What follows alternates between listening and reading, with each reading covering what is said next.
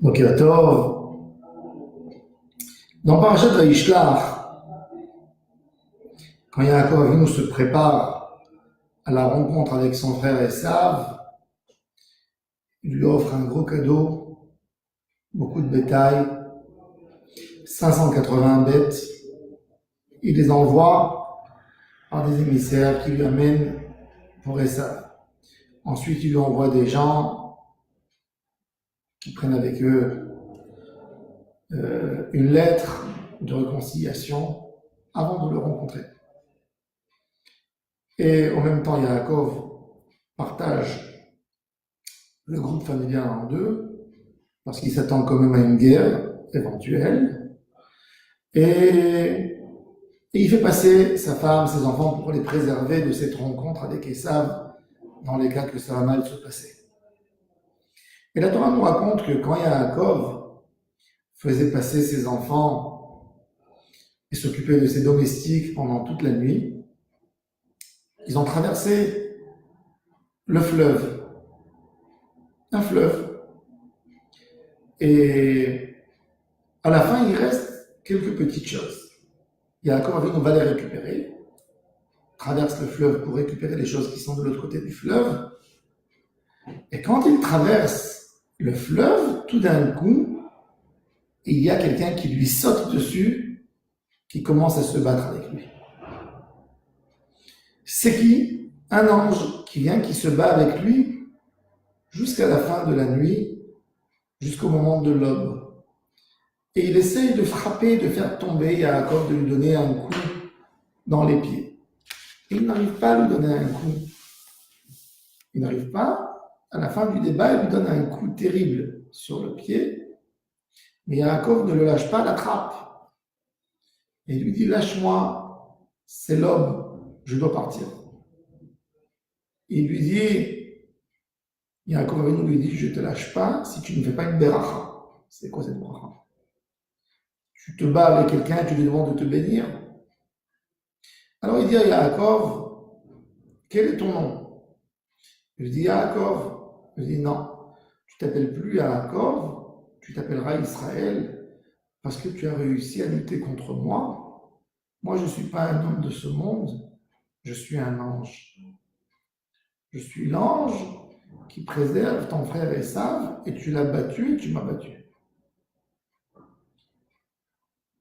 Après le débat, Yaakov s'assoit par terre, il ne peut pas se lever parce qu'il boite du coup qu'il lui a donné dans le pied. Et quand il y a le soleil qui éclaire, Yaakov guérit de son coup. Qui était cet ange? Alors, d'après le Yalkut Réouveni, cet ange était l'ange responsable, c'était Michaël, qui était au début, qui soutenait Esav, parce que Esav c'était l'aîné. Ça devait être le successeur de Abraham et Yitzhak. Et en ce moment, cet ange se transforme et vient aider Yaakov. Et depuis ce moment, cet ange est fidèle et fiable avec nous. Il s'appelle Michaël. Michaël, c'est Israël. Il y a dans le Midrash que cet ange, c'est le Samermem. Samermem, c'est l'ange le plus grand dans la Touma, dans la pureté, contre Hachem. Quel est le rôle de ce Samermem? Alors, Samermem, il s'écrit avec 4 lettres. Samermem, Aleph, Lamed. En hébreu, la racine de ce nom veut dire celui qui aveugle les gens. Ou Mesame et Ta'enaim. C'est quoi Mesame et Ta'enaim? Alors, Samermem, si on regarde les lettres qui sont après chaque lettre de ce Samermem, ça va être les lettres Aïn, Noud, Bet, Mem. Anavim. Le Yetzer Hara, le Satan, il a une manière pour aveugler le monde entier. Comme un homme qui boit du vin et il ne sait pas où il est, le Samermem aveugle l'œil des gens dans le monde qui ne sachent pas où ils sont. L'essentiel, c'est qu'ils ne servent pas Dieu. Ça, c'est l'essentiel du Samermem. Tout son travail, il est là-dessus. Le Samermem, il ressemble à une mouche. Une mouche qui essaye de toucher de la viande ou un fruit. Quand elle essaye de se coller sur un fruit, elle n'a pas toujours la force de piquer le fruit. Parce que la peau, l'écorce est forte. Qu'est-ce qu'elle va faire la mouche? Elle va tourner sur le fruit, elle va chercher un endroit qui est sensible, et là-bas, elle va essayer de lancer son venin dans le fruit pour abîmer le fruit. Le Yetzer Hara, quand l'homme est dans la Torah, dans la Tfila, dans la synagogue, au Beth Midrash, il ne l'approche même pas. Il ne peut pas l'approcher. Il vient quand? Il vient quand l'homme est dans un moment de sensibilité.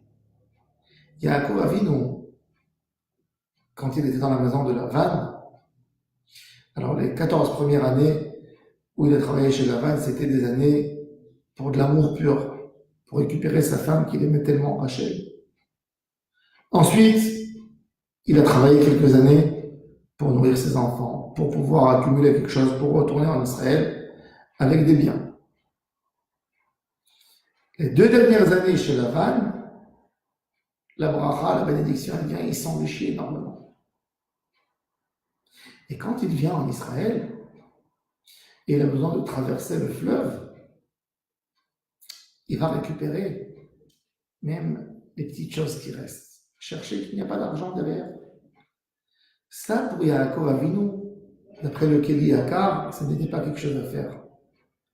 Toi, Yaakov, qui est tzaddik, tu accordes tellement de l'importance pour l'argent à tel point que la nuit, tu vas quitter tout ce que tu as, tu vas traverser le fleuve pour aller récupérer ton argent, le peu d'argent qui reste de l'autre côté du fleuve. Pas bon.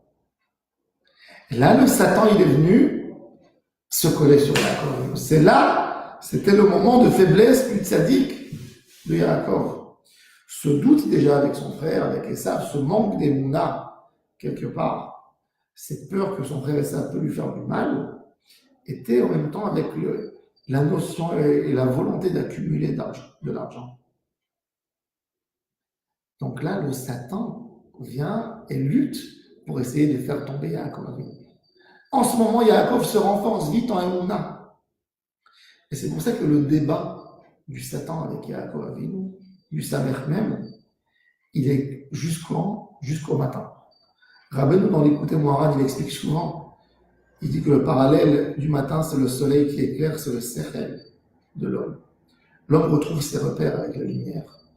Quand tu es dans l'obscurité, tout est flou. Tu n'as pas les vraies valeurs.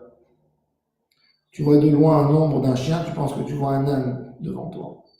Tu vois une petite maison, tu penses que tu vois une tour avec l'ombre. L'homme perd ses vrais repères. Et la lumière, elle lui redonne les notions normales. La lumière, ça signifie la peine.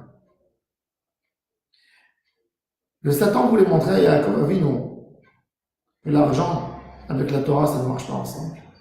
Tu ne peux pas aimer l'argent et en même temps demander des niveaux divins, d'être proche de Dieu, d'avoir une clairvoyance, d'avoir une prophétie. Tu ne peux pas être successeur des patriarches. Tu ne peux pas être proche de Dieu si le manque d'argent te fait tellement mal. Le seul manque d'un prophète qui lui manque, c'est Dieu. On ne peut pas aimer, être attaché à toutes les valeurs de ce monde et en même temps être attaché à Hachem. Tu ne peux pas. Si l'amour de Dieu te comble, tu ne sens aucune envie pour autre chose. Mais si tu n'es pas comblé d'amour pour Dieu, il y a d'autres choses forcément qui prennent place dans ton esprit.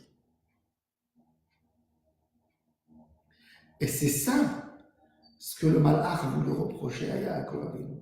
L'ange d'Esav, il vient en fait, le Samer même, il vient protéger Esav. Et il dit Yaakov, si toi tu te dis successeur des patriarches, comment est-ce possible que tu traverses le Jourdain en pleine nuit pour chercher, récupérer le peu d'argent qu'il y a éparpillé de l'autre côté? C'est pas ça. Et c'est pour ça qu'il vient lutter. Il n'arrive pas parce qu'il y a Yaakov, dans le moment du combat, il reprend ses repères. Et c'est ça l'idée du malach. Dès que tu quittes la Torah, Dès que tu quittes quelque chose, tout de suite, tu perds tes références. Yaakov Avinu se renforce en Emouna après le débat avec l'ange, et là il comprend que c'est pas l'argent qui donne les avantages à l'homme, c'est que la Emouna. Cette idée extraordinaire du Keli Yakar, qui est magnifique, on peut la développer encore, doit nous accompagner dans la vie. Même un tzaddik comme Yaakov Avinu, quand il perd dans le combat, quand il pense sur l'argent. La première chose qu'un homme doit penser dans sa vie, c'est pas sur son confort matériel, sur son confort spirituel. Est-ce que je fais assez par rapport à ma avodat Hashem, par rapport à ce que Dieu exige de moi, est-ce que je fais suffisamment ce qu'il faut faire? Ça, c'est la question qui doit nous intéresser. Si c'est ça qui nous intéresse, on peut être sûr que jamais on n'affrontera aucune guerre, aucun problème, comme nous dit la Mishnah dans Pirkei Avot. Kol hamekabel al atzmo ol Torah. Tout celui qui décide que le seul poids qui lui est posé sur ses épaules, c'est le poids de la Torah, la mission. Est-ce que j'ai fait ma mission ou j'ai pas fait ma mission? Dieu ne lui donne pas un poids de d'autres soucis. Mais tout celui qui enlève de lui le poids de la Torah et il pense s'y mettre dans le business de ce monde, il ne trouvera pas bonheur. On lui rajoutera du poids, des soucis et d'autres soucis. Il y a comme Avinu quand il a cherché un confort matériel, c'est là qu'est venu l'ange de Esav.